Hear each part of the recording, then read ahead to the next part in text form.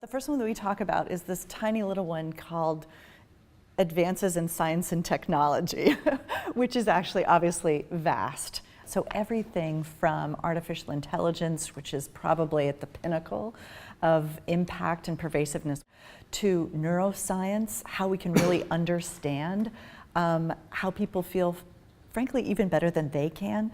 So if you ask somebody what they want, they may say one thing, but through neuroscience, we can have far better ways of really getting to it.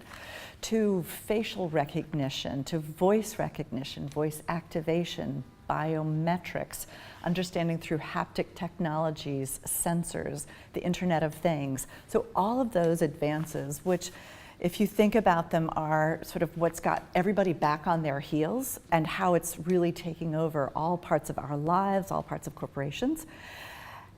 And yet at the same time, it's probably it's really going to be the savior if we do it right. So if you just think in one area of the many areas that Catherine mentioned, it's revolutionized everything because when you think about mobility as kind of the mobile development, cloud mobile and everything else, the mobile development is not that I have a smartphone as a device.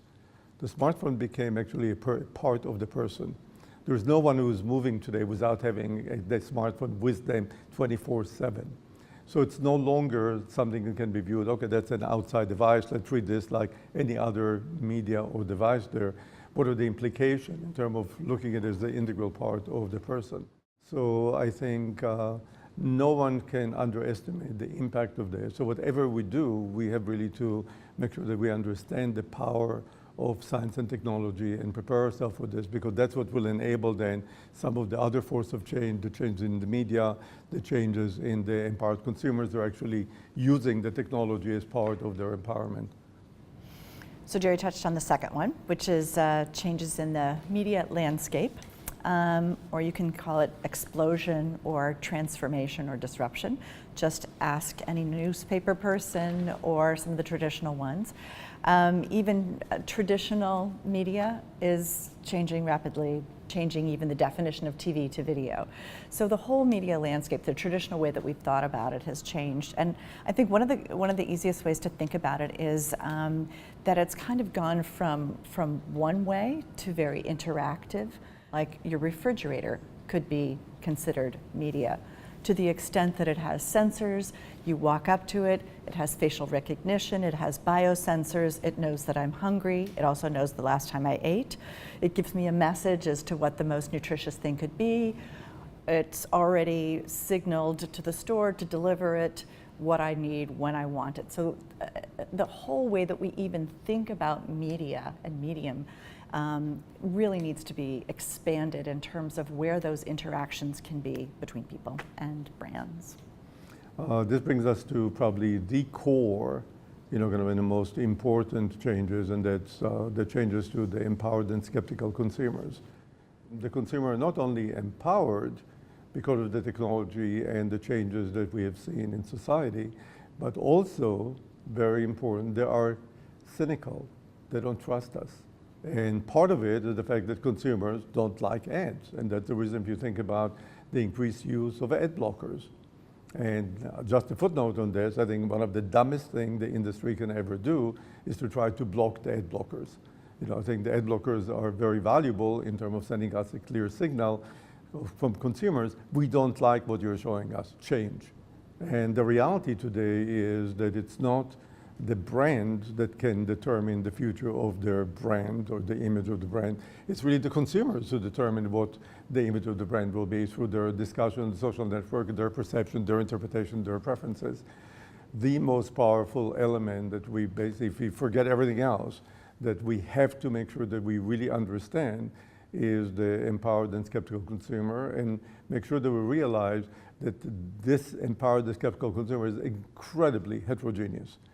It is not a homogeneous group, which leads us back to the need for personalization, which leads then to segmentation, almost the segment of one, and the ability to deal with at the individual level. And technology allows us to do it even today.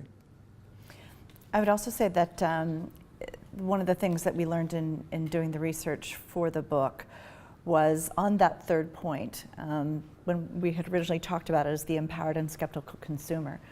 But again, if you change the word consumer to individual or person. I think that was a really critical insight that we had, is that it's empowered and skeptical individuals, because brands, as they communicate, are not communicating only to those who will potentially buy their products. They're also communicating to those who will potentially work there or who already work there, which is probably one of the #1 issues on the minds of executives, CEOs, CMOs, agencies across the board, is attracting great people and getting people who have the right skills and mindsets for this new age that we're talking about with these forces of change. So that whole ecosystem, all of the individuals who are impacted by it, are empowered and skeptical, and it's a whole new level of responsibility on the part of those who are doing the communications and setting up those platforms. We did not talk about the last two forces of change, which is the changes in the business environment in general, the globalization, the fact that over 50% of the world population now are in urban areas. All of these changes, nor did we talk about the need to rethink the business and revenue models, which most companies have to start thinking about. Let's say you're a bank. If you're Wells Fargo, you benchmark yourself against Chase and others, you probably will get the least value from this type of comparison. You'll get much greater value if you compare yourself to other financial institutions or non-bank, like GE Capital or the mutual fund complexes, but you'll really get insight if you compare yourself to what happened if Google or Facebook or Amazon or Alibaba start offering financial services. What will the world of banking look then? When you start thinking in this respect, immediately the realization is I cannot just continue working as I've done before, and I have to reimagine who I am. I have to reimagine the type of business I'm in. And increasingly you see the phenomena of the disruptors. You see the Uber, the Airbnb, the Facebook, the disruptors of the industry.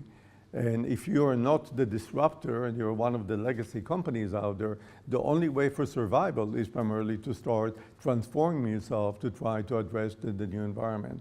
When you look at all of these 5 forces of change, there is no way that a legacy type company can just continue with the status quo.